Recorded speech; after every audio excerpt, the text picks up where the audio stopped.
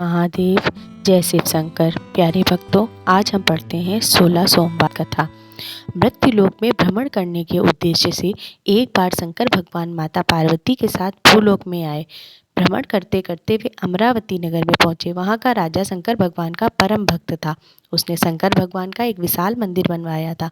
शंकर भगवान और पार्वती जी उस मंदिर में गए। मंदिर के प्रांगण में पार्वती जी ने शंकर भगवान से चौसर खेलने की इच्छा प्रकट की। चौसर खेलने से पहले पार्वती जी ने मंदिर के पुजारी से पूछा, हे पुजारी, इस खेल में हम दोनों में से किसकी विजय हो गई? पुजारी ने कुछ सोचकर कहा, इस खेल में तो शंकर भगवान की ही जीत होगी। तब दोनों ने चौसर खेलना शुरू किया, लेकिन खेल में शंकर भगवान हार गए। पार्वती जी जीत गईं। अतः पार्वती जी ने क्रोधित होकर पुजारी को श्राप दिया, झूठ बोलने के कारण तुम्हें कुष्ठ रोग की उत्पत्ति होगी। शंकर भगवान ने पार्वती जी को बहुत समझाया, लेकिन पार्वती जी नहीं मानी। कुछ समय बाद पार्वती जी के श्राप के अनुसार पुजारी का सारा शरीर कोढ़ से भर गया। पुजारी को कष्ट उठाते बहुत दिन बीत गए। एक दिन स्वर्गलोक की कुछ अप्सराएं उस मंदिर में पूजा करने के लिए आईं। कोढ़ी पुजारी को देखकर उन्हें उस पर बहुत दया आई। एक अप्सरा ने पुजारी से कहा, हे ब्राह्मण देवता, यह कुष्ठ रोग कैसे हुआ?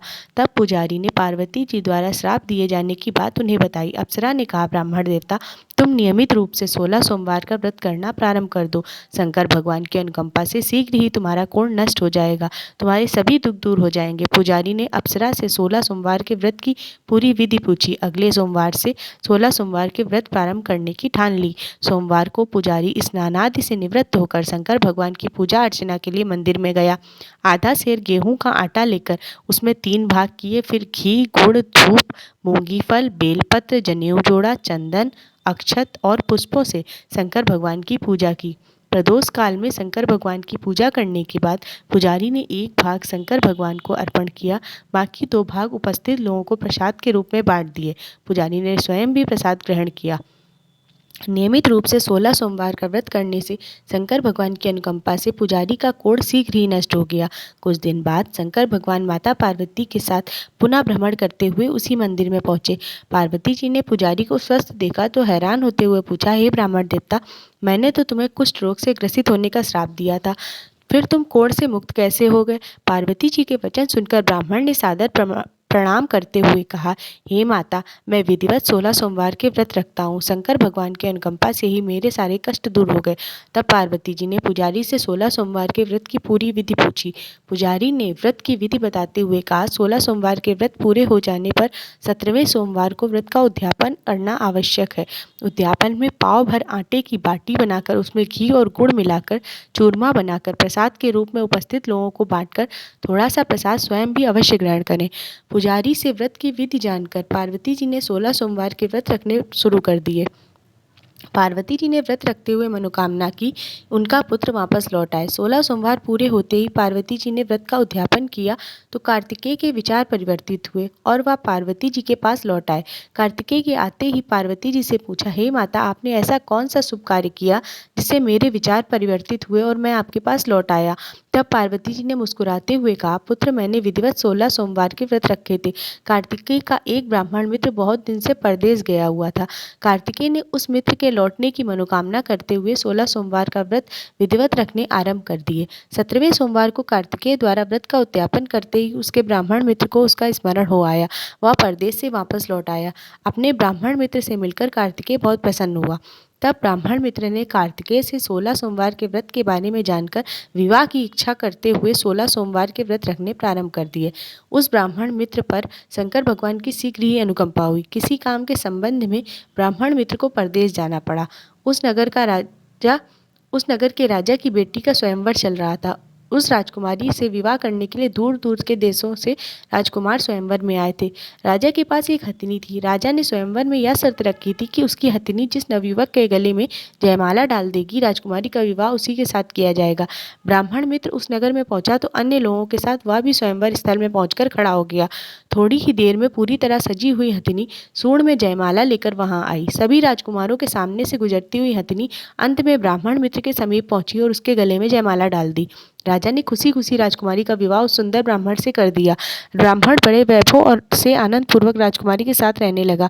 एक दिन राजकुमारी ने ब्राह्मण मित्र से पूछा, हे स्वामी, आपने ऐसा कौन सा पुण्य कार्य किया था जो उस हथिनी ने आपके गले में जयमाला डाली और आपको मेरे सदृश सुंदर पत्नी की प्राप्ति हुई? ब्राह्मण मुस्कुराते हुए बोला, हे प्रिय, अपने मित्र कार्तिकेय के कहने पर मैंने 16 सोमवार के व्रत रखे थे, अतः शंकर भगवान के अनुकंपा से हथिनी ने मेरे गले में जयमाला डालकर मुझे तुम्हारा पति बनाकर एक धनी साहूकार बना दिया। तब राजकुमारी ने पुत्र की मनोकामना करते हुए व्रत करने का निर्णय किया। कुछ समय के उपरांत राजकुमारी ने 16 सोमवार का व्रत रखना प्रारंभ कर दिया। शंकर भगवान के अनुकंपा से उसकी मनोकामना पूरी हुई। जल्द ही राजकुमारी गर्भवती हो गई। समय पाकर उसने एक सुंदर पुत्र को जन्म दिया। जब वह पुत्र 16 वर्ष का हुआ तो उसने अपनी माँ से पूछा, हे माँ, तुमने ऐसा कौन सा पुण्य किया था जो मेरा जन्म इस संपन्न परिवार में हुआ। तब उसकी माँ ने 16 सोमवार व्रत कथा के बारे में बताया। अपनी माता के वचन सुनकर वह मन ही मन बहुत प्रसन्न हुए। अतः उसने राजा बनने की मनोकामना करते हुए 16 सोमवार के व्रत रखने प्रारंभ कर दिए। 17वें सोमवार को व्रत के उद्यापन से 2 दिन बाद ही शंकर भगवान के अनुकंपा से समीप के राज्य के कुछ सैनिक घूमते हुए उसके पास से गुजरे। सैनिकों के मुखिया ने उसे देखा, फिर उससे उसके परिवार के संबंध में कुछ बातचीत की। बातचीत करने के बाद मुखिया उसे अपने साथ ले गया। उस राज्य का राजा बहुत बूढ़ा हो गया था। उसे अपनी बेटी के लिए ऐसे युवक की तलाश थी जो राजकुमारी से विवाह करके उसकी राजगद्दी संभाल सके। उसने राजकुमारी से उसका विवाह कर दिया। कुछ महीनों के बाद राजा की मृत्यु हो गई तो उसे राजगद्दी पर बैठा दिया गया। 16 सोमवार के व्रत करने से उसकी मनोकामना पूरी हुई। राजा बनकर भी ब्राह्मण पुत्र 16 सोमवार का व्रत विधिवत रखता रहा। एक बार 17वें सोमवार को जब उस ब्राह्मण पुत्र राजा को व्रत का उद्यापन करना था तो उसने अपनी पत्नी से पूजा की सामग्री लेकर शंकर भगवान के मंदिर पहुंचने को कहा, लेकिन उसकी पत्नी ने लापरवाही बरतते हुए पूजा की सामग्री सैनिकों के द्वारा मंदिर में भेज दी और स्वयं भी पूजा के लिए मंदिर नहीं गई। रानी की इस अवहेलना से शंकर भगवान क्रोधित हुए। तभी मंदिर में आकाशवाणी हुई, राजन, तुम्हारी पत्नी बहुत ही भाग्यहीन है, उसे तुरंत अपने महल से निकाल दो, नहीं तो तुम्हारा सर्वनाश हो जाएगा। आकाशवाणी सुनकर राजा भयभीत हो उठा। उसने तुरंत रानी को महल से बाहर निकाल दिया। महल से निकलकर रानी एक नगर की ओर चली। रास्ते में उसे एक बुढ़िया मिली। वह बुढ़िया सूत काटकर उसे बेचने ले जा रही थी। सूत का गट्ठर भारी होने के कारण बुढ़िया से उठ नहीं रहा था। बुढ़िया ने रानी से उस गट्ठर को उठाकर ले चलने को कहा। रानी ने गट्ठर सिर पर रख लिया, लेकिन अभी कुछ ही कदम चली थी कि बड़ी तेज आंधी चलने लगी। उस आंधी में बुढ़िया का सारा सूत उड़ गया। वह बेचारी बुढ़िया उस रानी व अपने भाग्य को कोसती हुई वापस अपने घर लौट गई। रानी चलते चलते एक तेली की दुकान पर पहुंची तो शंकर भगवान के प्रकोप से तेली के तेल के सारे मटके फूट गए। तेली ने उसे मनहूस समझकर बुरा भला कहते हुए दुकान से भगा दिया। अपने भाग्य को कोसती हुई भूखी रानी आगे चल पड़ी। रास्ते में उसे बहुत तेज प्यास लगी। तभी वह सरोवर में पानी पीने के लिए सीढ़ी उतरी। जैसे ही पानी को स्पर्श किया तुरंत उसमें कीड़े मकोड़े तैरने लगे। प्यास से उसका बुरा हाल होने लगा। तेज धूप से बचने के लिए रानी एक घने पेड़ के नीचे जा बैठी तो पलक झपकते ही उस पेड़ के सारे पत्ते टूटकर बिखरते चले गए। तब रानी दूसरे पेड़ के नीचे जा बैठी। उस पेड़ के भी सारे पत्ते टूटकर बिखर गए। समीप ही कुछ चरवाहे अपनी गाय चरा रहे थे। उन्होंने बिना पतझड़ के पेड़ों के पत्ते झड़ते देखे तो रानी को मनहूस मानकर उसे पकड़कर समीप के मंदिर में पुजारी के पास ले गए। उन्होंने मनहूस रानी की सब बातें पुजारी से कहीं। पुजारी ने रानी को मंदिर में रख लिया, लेकिन रानी जब भी भोजन बनाती तो वह सड़ जाता, जल भरकर लाती तो उसमें कीड़े तैरने लगते। तब पुजारी ने रानी से पूछा, हे पुत्री, तुमने ऐसी कौन सी भूल हुई है जो शंकर भगवान तुम्हें इतने कष्ट दे रहे हैं। रानी ने पति के आदेश पर पूजा सामग्री स्वयं न ले जाकर सैनिकों के हाथ मंदिर में भेजने की सारी कथा पुजारी को कह सुनाई। इस पर पुजारी ने कुछ सोचकर कहा, हे पुत्री, तुम 16 सोमवार के व्रत रखा करो, शंकर भगवान तुम्हारे सारे कष्ट दूर करेंगे।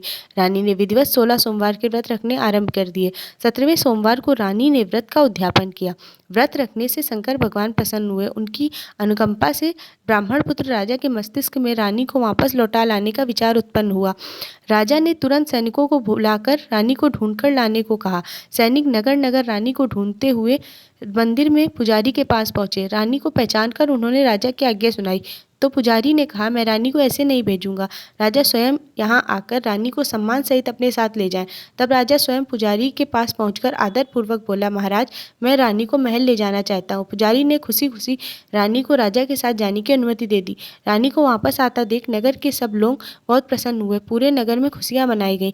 राजा ने ब्राह्मणों को भोजन कराया और निर्धनों को अन्न, वस्त्र और धन दान दिया। शंकर भगवान की अनुकंपा से रानी को एक सुंदर पुत्र की प्राप्ति हुई और ब्राह्मण पुत्र राजा तथा रानी जीवन पर्यंत आनंद पूर्वक रहने लगे। अंत में मोक्ष को प्राप्त करके दोनों भगवान शिव के निवास स्थान कैलाश पर्वत में पहुंचे।